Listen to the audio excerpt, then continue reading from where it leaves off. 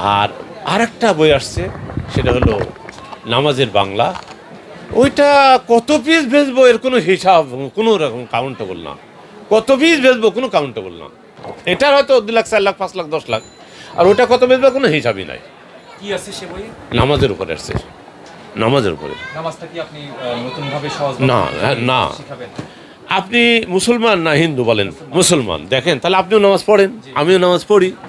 নামাজের মধ্যে কি বলি কিছুই বুঝি না।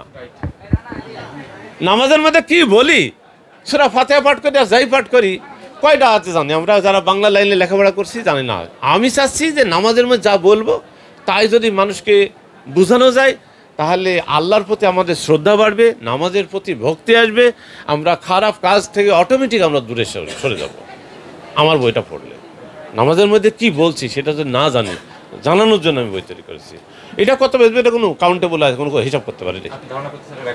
হ্যাঁ, ওটাই আমার প্রত্যেকটা বই রেকর্ড। এই যে এটা রেকর্ড হবে, এবারে এটা রেকর্ড হবে। আর নামাজেরও এটা যে কত হবে এটা আমি ধারণার বাইরে। একটা শেষ প্রশ্নটা হচ্ছে যে যেমন ধরেন যেমন নামাজের বইয়ের কথা বললেন, বইটাকে আনতেছেন, বোনাস গিফট বা বোনাস চলতেছে।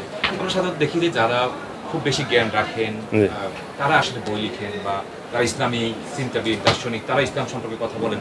টিপু ভাই আপনার মধ্যে ব্যতিক্রম দেখি যে আমি জানি না আপনার শিক্ষাগত যোগ্যতা আমি কোনোদিন জিজ্ঞেস করিও না, জানিও না, বা ইসলামিক জ্ঞান সম্পর্কে কতটুকু ধারণা আছে। আপনি আসলে এই অলৌকিক ক্ষমতা কীভাবে রাখেন? না, অলৌকিক ক্ষমতা না। অলৌকিক ধরেন আমি তো সব জানতা না, আমি অর্ধেকও জানতা না, একেবারে পয়েন্ট জানতা। কিন্তু আমি যে জিনিসটা ফেস করি সেই জিনিসটা তৈরি করার চেষ্টা করি। আমার বাংলা বানান মনে থাকে না, তৈরি করলাম বোনাস বাংলা। বাংলা বানানটা সহজভাবে কীভাবে মানুষকে মনে রাখা যায় তৈরি করলাম। আমার ইংরেজি বানান মনে থাকে না, তৈরি করলাম বোনাস 2। আমি ট্রেনে ভ্রমণ করি, ট্রেনটা কীভাবে বন্ধ মানুষ জানে না, স্টেশন যায় ঘুরে আসে, তৈরি করলাম এটা। আমি নামাজ পড়ি, খালি নামাজই পড়ি, কী বলি বুঝি না, নামাজের বাংলা তৈরি করছি। আমি যেটা ফোন করি সেটা আমি হাইলাইট করার চেষ্টা করি এবং সেটা নিয়ে গবেষণা করি।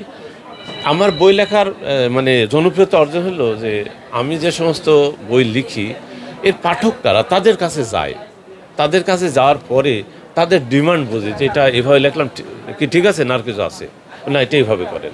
আবার এক জায়গায় গেলাম, মাস পিপল যেটা চাই সেটা আমি দিয়ে দিই। Thank you. এটা